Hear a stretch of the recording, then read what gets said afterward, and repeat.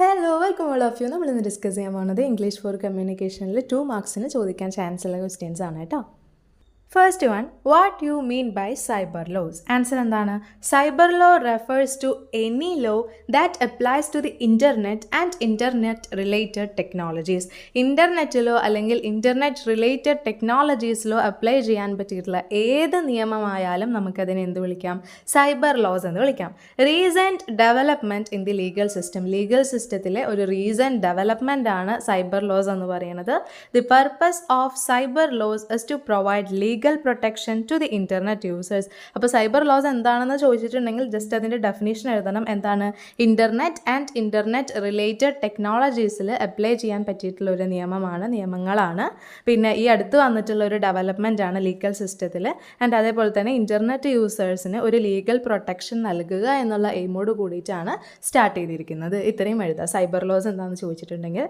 Then second one, how many types of verbal communication are there? What are they? ഏതൊക്കെ types verbal communication ആണ്, ഏതൊക്കെയാണെന്ന് എഴുതാം. എത്ര types ഉണ്ട്? 4 ടൈപ്സ് ഉണ്ട്. ഏതൊക്കെയാണ്? Intrapersonal, interpersonal, extrapersonal, mass communication. ഇതെല്ലാം നമ്മൾ ഡീറ്റെയിൽ ആയിട്ട് ഡിസ്കസ് ചെയ്താണ് അല്ലേ. ഇൻട്രാ പേഴ്സണൽ എന്ന് പറഞ്ഞിട്ടുണ്ടെങ്കിൽ നമ്മൾക്കുള്ളിൽ തന്നെ നമ്മളോട് തന്നെ സംസാരിക്കുന്ന രീതിയാണ് ഇൻട്രാ പേഴ്സണൽ കമ്മ്യൂണിക്കേഷനിൽ വരുന്നത്. ഇൻ്റർ പേഴ്സണൽ, ഇൻ്റർ എന്ന് പറഞ്ഞാൽ തന്നെ 2 ആൾക്കാരുടെ ഇടയിൽ അല്ലെങ്കിൽ ഒരു ഗ്രൂപ്പ് ഓഫ് പീപ്പിൾസിൻ്റെ ഇടയിൽ എന്നാണ്. ഇൻ്റർ, ഇടയിൽ. അപ്പോൾ ഇൻ്റർ പേഴ്സണൽ എന്താണ്? ഒരാളും മറ്റൊരാളുമായിട്ട് സംസാരിക്കുന്നതാണ് interpersonal. Then extrapersonal communication, mass communication. ഇതെല്ലാം ഡീറ്റെയിൽ ആയിട്ട് വേണമെന്നുണ്ടെങ്കിൽ നമ്മുടെ ചാനലിൽ വീഡിയോസ് അവൈലബിൾ ആണ്, അത് നോക്കി പഠിച്ചോളൂ കേട്ടോ. Then third one, what are the features of communication? കമ്മ്യൂണിക്കേഷൻ്റെ ഫീച്ചേഴ്സ് എന്തെല്ലാമാണ്? Arbitrariness, reflexivity, displacement, creativity. ഇത് 4 ഇമ്പോർട്ടൻ്റ് ആയിട്ട് നോട്ട് ചെയ്ത് വെക്കാം. Then what do you mean by text abbreviations? Give an example. Text abbreviations നമ്മൾ എടുത്തതാണ്. എന്താണ്? ഒരു വാക്കിനെ ചുരുക്കി എഴുതുക. ആ ഒരു രീതിയാണ് ഇത് ടെക്സ്റ്റ് അബ്രിവിയേഷൻസ്. എന്താണ്? Shortened versions of words that are commonly used in digital communication to save time and space. അപ്പോൾ എന്തൊക്കെയാണ് അതിൻ്റെ അഡ്വാൻറ്റേജസ്? ടൈമും അതേപോലെ തന്നെ സ്പേസും സേവ് ചെയ്ത് കിട്ടും. പിന്നെ എന്താണ്? ഷോർട്ടൻഡ് വേർഷൻസ് ആണ്, ചുരുക്കി എഴുത്താണ്. Then also known as SMS എന്നും കൂടിയും അറിയപ്പെടുന്നത് ഏതാണ്? ടെക്സ്റ്റ് അബ്രിവിയേഷൻ ആണ്. ചിലപ്പോൾ അതൊരു 1 മാർക്കിനും ക്വസ്റ്റ്യൻ വരാനുള്ള ചാൻസ് ഉണ്ട്. Text abbreviations is also known as എന്ന് പറഞ്ഞിട്ട്. ദെൻ ഒരു എക്സാമ്പിളും എഴുതി വയ്ക്കാം. എന്ത് ചോദിച്ചാലും നിങ്ങൾക്ക് അറിയുന്ന രീതിയിലുള്ള ഒരു എക്സാമ്പിൾ എഴുതി വെക്കാനായിട്ട് ശ്രമിക്കുക. ഇനിയിപ്പോൾ എക്സാമ്പിൾ ചോദിച്ചിട്ടില്ലെങ്കിൽ പോലും എന്ത് ചെയ്യുക? ഒരു എക്സാമ്പിൾ എഴുതി വെക്കാനായിട്ട് ശ്രമിക്കാം. ദെൻ എക്സാമ്പിൾ എന്താണ്? LOL, laughing out loud. ഈ laughing out loud എന്നുള്ളതിനെ ചുരുക്കി എഴുതിയിട്ടുള്ളതാണ്, അബ്രിവേറ്റ് ചെയ്ത് എഴുതിയിട്ടുള്ളതാണ് ഏതെന്ന് പറയുന്നത്? LOL എന്ന് പറയുന്നത്. Then fifth one, describe dyscalculia and dysgraphia.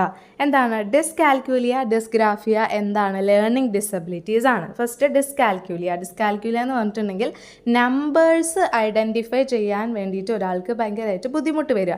ആ ഒരു ഡിസബിലിറ്റിയാണ് ഏത്? ഡിസ്കാൽക്യൂലിയ എന്ന് പറയുന്നത്. ഇനി ഡിസ്ഗ്രാഫിയ ആണെങ്കിലോ ഒരാളുടെ ഹാൻഡ് റൈറ്റിങ്ങിൽ പ്രശ്നങ്ങൾ വരിക, എഴുതാനുള്ള പ്രശ്നങ്ങൾ വരിക.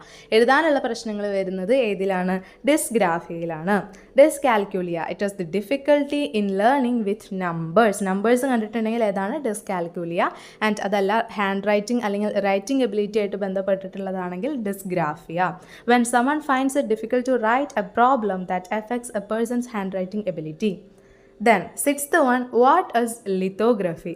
In 19th century അവിടെ ഒന്ന് നോട്ട് ചെയ്ത് വെക്കുക. 19th centuryയിലാണ് the invention of lithography by ആരാണെന്ന് നോട്ട് ചെയ്ത് വെക്കുക. ചിലപ്പോൾ ഒരു 1 മാർക്ക് ക്വസ്റ്റ്യൻ നമ്മൾ 1 മാർക്ക് ക്വസ്റ്റ്യൻ ചെയ്ത സമയത്ത് 1 വേർഡ് ചെയ്ത സമയത്ത് പറഞ്ഞിട്ടുണ്ടെന്ന് തോന്നുന്നു അല്ലേ, അലോയ്സ് സെൻഫെൽഡറിനെ പറ്റിയിട്ട്. അലോയ്സ് സെൻഫെൽഡർ ആണ് ലിത്തോഗ്രഫി ഇൻവെൻറ്റ് ചെയ്തത്. Enabled the printing of high quality images and text using a flat stone or metal plate. ഒരു ഫ്ലാറ്റ് സ്റ്റോൺ, ഒരു പരന്ന കല്ലോ അല്ലെങ്കിൽ ഒരു മെറ്റൽ പ്ലേറ്റോ ഉപയോഗിച്ചുകൊണ്ട് ഹൈ ക്വാളിറ്റി ഇമേജസ് പ്രിൻറ്റ് ചെയ്തെടുക്കാനുള്ള ഇനേബിൾ ആയിട്ടുള്ള ഒരു ഇൻവെൻഷൻ മെത്തേഡ് ആണ് എന്തെന്ന് പറഞ്ഞത്? ലിത്തോഗ്രഫി എന്ന് പറഞ്ഞത്. അത് ആരാണ് ഇൻവെൻറ്റ് ചെയ്തത്? Alois Senefelder. എപ്പോഴാണ്? 19th centuryയിൽ. Then lithography is based on the principle. Which principle ആണെന്ന് ചോദിക്കാനുള്ള ചാൻസ് ഉണ്ട്. ഏത് പ്രിൻസിപ്പിളാണ്? Water and oil do not mix. എണ്ണയും വെള്ളവും ചേരില്ല എന്നുള്ള പ്രിൻസിപ്പിളായിട്ടാണ് എന്ത് ഇൻവെൻറ്റ് ചെയ്തിരിക്കുന്നത്? ലിത്തോഗ്രഫി ഇൻവെൻറ്റ് ചെയ്തിരിക്കുന്നത്. Seventh one, what are the key features of ITAA 2008? ITAAൻ്റെ ഫുൾ ഫോം പഠിച്ചു വയ്ക്കണം, ചിലപ്പോൾ 1 മാർക്ക് ക്വസ്റ്റ്യൻ ആയിട്ട് ചോദിക്കാം. ഇൻഫോർമേഷൻ ടെക്നോളജി അമെൻഡ്മെൻറ്റ് ആക്ട് 2008 ആണ്. 2000-ൽ ITA ഇറങ്ങിയിട്ടുണ്ടായിരുന്നു, അതായത് ഇൻഫോർമേഷൻ ടെക്നോളജി ആക്ട് ഇറക്കിയിട്ടുണ്ടായിരുന്നു. പക്ഷേ അതിലുള്ള പോരായ്മകളെല്ലാം പരിഹരിച്ചുകൊണ്ടാണ് എന്ത് ചെയ്തിട്ടുള്ളത്, 2008-ൽ ഇൻഫോർമേഷൻ ടെക്നോളജി അമെൻഡ്മെൻറ്റ് ആക്ട് നടപ്പിലാക്കിയിട്ടുള്ളത്. അതിൽ എന്തൊക്കെ ചേഞ്ചസ് ആണ്, എന്തൊക്കെ കീ ഫീച്ചേഴ്സ് ആണ് വന്നിട്ടുള്ളതെന്ന് നമുക്ക് ടെക്സ്റ്റിൽ കുറേ പോയിൻറ്റ്സ് ഉണ്ട്. അതിലേതെങ്കിലും 2 പോയിൻറ്റ്സ് എഴുതാൻ ശ്രമിക്കുക. Authorising and inspector to investigate cyber offences, cyber രീതിയിലുള്ള കുറ്റകൃത്യങ്ങൾ അന്വേഷിക്കാൻ വേണ്ടിയിട്ട് ഒരു ഉദ്യോഗസ്ഥനെ നിയമിക്കുക. Then introduced section 66A which personalised sending offensive messages, കുറ്റകൃത്യമായിട്ടുള്ള രീതിയിൽ മെസ്സേജ് അയക്കുന്ന ആൾക്കാരെ സെക്ഷൻ, അവരുടെ സെക്ഷൻ ഏതാണ്, അവർക്കെതിരെയുള്ള സെക്ഷൻ ഏതാണ്, section 66A. Then 8th one, write any 3 examples of hybrid languages. Hybrid languages നമ്മൾ പറഞ്ഞു എന്താണ്, 2 ലാംഗ്വേജസ്, 2 ഡിഫറെൻറ്റ് ലാംഗ്വേജസിൻ്റെ ഒരു സമ്മപ്പാണ് എന്തെന്ന് പറയുന്നത്, ഹൈബ്രിഡ് ലാംഗ്വേജസ് എന്ന് പറയുന്നത്. നമുക്ക് അറിയണ ഹൈബ്രിഡ് ലാംഗ്വേജ്, മംഗ്ലീഷ് ഒരു ഹൈബ്രിഡ് ലാംഗ്വേജ് ആണ്, മലയാളവും ഇംഗ്ലീഷും ചേർന്നിട്ടുള്ള മംഗ്ലീഷ്. ദെൻ പിന്നെ 3 എക്സാമ്പിൾ കൊടുക്കുക, ഇംഗ്ലീഷ്, പിന്നെ തംഗ്ലീഷ്, കംഗ്ലീഷ്, എളുപ്പമാണല്ലേ അത്. ദെൻ ഈ Hindi and English, Tamil and English, Kannada and English, എല്ലാത്തിൻ്റെയും ഫസ്റ്റ് ലെറ്ററും പിന്നെ ഇംഗ്ലീഷും, അങ്ങനത്തെ രീതിയിൽ അത് യോജിപ്പിച്ച് എഴുതാം കേട്ടോ. Then 9th one, how can we classify speeches? സ്പീച്ചസിനെ ഏതൊക്കെ രീതിയിൽ ക്ലാസിഫൈ ചെയ്യാം? According to delivery, according to purpose, according to special occasion.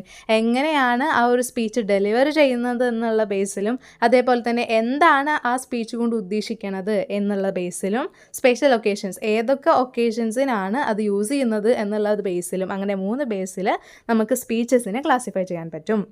Then 10th one, which are the parts of a paragraph? ഒരു പാരഗ്രാഫിന് എത്ര പാർട്സ് ആണുള്ളത്, അത് ഏതൊക്കെയാണ്?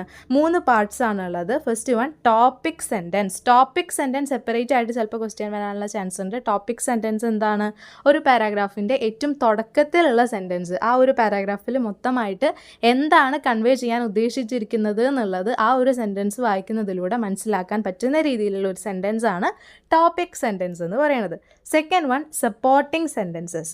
Third one, concluding sentences. ഇങ്ങനെ 3 പാർട്സ് ഓഫ് പാരഗ്രാഫ് ആണുള്ളത്, പഠിച്ചു വയ്ക്കുക. ദെൻ 11th question, ഡിസ്ക്രൈബ് യോ ഹി ഹോ തിയറി. യോ ഹി ഹോ തിയറി എന്താണ്, നമുക്ക് സിമ്പിളായിട്ട് അവിടെ എക്സാമ്പിൾ കൊടുത്തിട്ടുള്ളത് ഏതാണ്, ഈ പണ്ട് കാലത്തൊക്കെ ആൾക്കാർ മരം ഏറ്റുന്ന സമയത്ത്, അതായത് മരമല്ല എന്തെങ്കിലും വെയിറ്റ് ഉള്ള ഒരു സാധനം ഏറ്റുന്ന സമയത്ത് ഗ്രൂപ്പായിട്ടാണെന്നുണ്ടെങ്കിൽ അവരെന്ത് ചെയ്യും, ഓഹോയ് ഓഹോയ് എന്ന് പറഞ്ഞ് അവരുടേതായിട്ടുള്ള ആ ഒരു പെയിൻ കുറയ്ക്കാൻ വേണ്ടിയിട്ട്, അത് പറയുന്നതിലൂടെ പെയിൻ കുറയാന്നല്ല എങ്കിൽ പോലും ആ പെയിൻ അറിയാതിരിക്കാൻ, അവർക്ക് അധികം ഫീൽ ചെയ്യാതിരിക്കാൻ വേണ്ടിയിട്ട് അവരങ്ങനെയുള്ള വാക്കുകളൊക്കെ, അങ്ങനെയുള്ള ചെറിയ ചെറിയ അട്ടറൻസസിലൊക്കെ ഉപയോഗിച്ചിട്ടാണ് എന്ത് ചെയ്തത്, അത് പിന്നീട് റീപ്ലേസ് ചെയ്തിട്ടാണ് ലാംഗ്വേജ് ഒറിജിൻ ചെയ്തിട്ടുള്ളത് എന്ന് പറയുന്ന തിയറിയാണ് ഏത്, യോ ഹി ഹോ theory. Men use utter words in rhythm to reduce their effort. For example, men carrying goods call out "Ohoy, ohoy," repeating one after the other. Language develops from such expressions of labor. Then yo hi ho theory കഴിഞ്ഞു. Theories എല്ലാം important ആണ്, ഏതെങ്കിലും ഒരു theory എന്തായാലും sure question ആണ് കേട്ടോ. Then 12th question, expand HTML. HTML expand ചെയ്യാൻ. HTML എന്തായിരുന്നു, hypertext markup language. Hypertext markup language ആണ് HTML. അതെന്തിനു വേണ്ടിയിട്ടാണ്, the standard language use to create web pages and applications. Web pages and applications made ചെയ്യാൻ വേണ്ടിയിട്ട് ഉണ്ടാക്കിയിട്ടുള്ള standard language ആണ് HTML, that is hypertext markup language.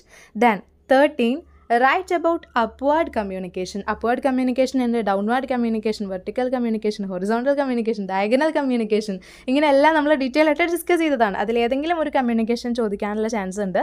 Upward communication, it refers to transmission of information from a lower to a higher or from subordinates to superior. അതായത് താഴെ upward എന്നുകൊണ്ട് ഉദ്ദേശിക്കുന്നത് എന്താണ്? താഴെ നിന്ന് മേലേക്ക്. അപ്വാർഡ് എന്ന് പറഞ്ഞാൽ മേലേക്ക് എന്നാണ് അർത്ഥം. അപ്പോൾ താഴെ നിന്ന്, അതായത് ഇപ്പോൾ ഒരു കമ്പനിയിലാണെങ്കിൽ തന്നെ ഏറ്റവും താഴെയുള്ള എംപ്ലോയീസിൽ നിന്ന് അതിലെ മാനേജർക്ക് അല്ലെങ്കിൽ ആ കമ്പനിയുടെ ഏറ്റവും ഉയർന്ന ആൾക്ക് അയക്കുന്ന രീതിയിലുള്ള മെസ്സേജസ് അല്ലെങ്കിൽ ഇൻഫോർമേഷൻ. താഴെ നിന്നുള്ള ആൾ, അതായത് താഴെ നിന്നുള്ള എംപ്ലോയീസ് അവരുടെ മാനേജർക്ക് അല്ലെങ്കിൽ കമ്പനിയിലെ ഉയർന്ന ആൾക്കാർക്ക് അയക്കുന്ന രീതിയിലുള്ള മെസ്സേജസ് അല്ലെങ്കിൽ ഇൻഫോർമേഷനെയാണ് എന്തെന്ന് പറയുന്നത്? അപ്വാർഡ് കമ്മ്യൂണിക്കേഷൻ എന്ന് പറയുന്നത്. അതിൽ മെയിനായിട്ടും എന്താ ഉണ്ടാവുക? ശമ്പളം കൂട്ടിത്തരുമോ, അല്ലെങ്കിൽ ഇവിടെ നല്ല പണിയാണ്, അങ്ങനെയുള്ള ഫീഡ്ബാക്സോ അല്ലെങ്കിൽ എന്താണ് കംപ്ലയിൻസോ റിക്വസ്റ്റോ ഒക്കെയാണ് മെയിനായിട്ടും അപ്വേർഡ് കമ്മ്യൂണിക്കേഷനിൽ വരുന്നത്. It refers to transmission of information from a lower to a higher level or from subordinates to superiors. Subordinates എന്ന് പറഞ്ഞിട്ടുണ്ടെങ്കിൽ ഏറ്റവും താഴെയുള്ള ആൾക്കാർ, superiors എന്ന് പറഞ്ഞിട്ടുണ്ടെങ്കിൽ ഏറ്റവും മുകളിലെ ഒരു സ്ഥാനം വഹിക്കുന്ന ആൾക്കാർ. Then its purpose is to provide feedback. It includes complaints, requests, comments, reports, ideas, etc. Then 13th അല്ലേ, 14th ആണ് അടുത്തത് വരുന്നത്. Then 14th one, what is salami slicing attack? Salami slicing attack. Slicing എന്ന് പറഞ്ഞാൽ തന്നെ എന്താണ്? ഇങ്ങനെ നൈസായിട്ട് ഇങ്ങനെ കട്ട് ചെയ്യുന്ന രീതിയാണ് സ്ലൈസിങ് എന്ന് പറയുന്നത്. അതേപോലെ തന്നെ ഒരു സാധനം കുറച്ചായിട്ട്, അതായത് ഓവറോൾ അതിൻ്റെ സൈസ് നോക്കുമ്പോൾ അതിൽ വലിയ വ്യത്യാസമൊന്നും തോന്നാത്ത വിധത്തിൽ കുറച്ചായിട്ട് ആ സാധനത്തിൽ നിന്ന് ഇങ്ങനെ മോഷ്ടിക്കുക. അതാണ് എന്തെന്ന് പറയുന്നത്? സലാമി സ്ലൈസിങ് അറ്റാക്ക് എന്ന് പറയുന്നത്. Cyber criminals steal money or resources a bit എന്നുള്ള വാക്കാണ് അവിടെ ഇമ്പോർട്ടൻ്റ് ആയിട്ട് വരുന്നത്. At a time so that there is no noticeable difference in overall size. പുറത്തുനിന്ന് നോക്കുന്ന സമയത്ത് അവിടെ വലിയ രീതിയിലുള്ള മാറ്റങ്ങളൊന്നും തോന്നാത്ത രീതിയിൽ എന്നാൽ മോഷ്ടിക്കുകയും ചെയ്യുന്ന രീതിയാണെന്ത്? Salami slicing attack.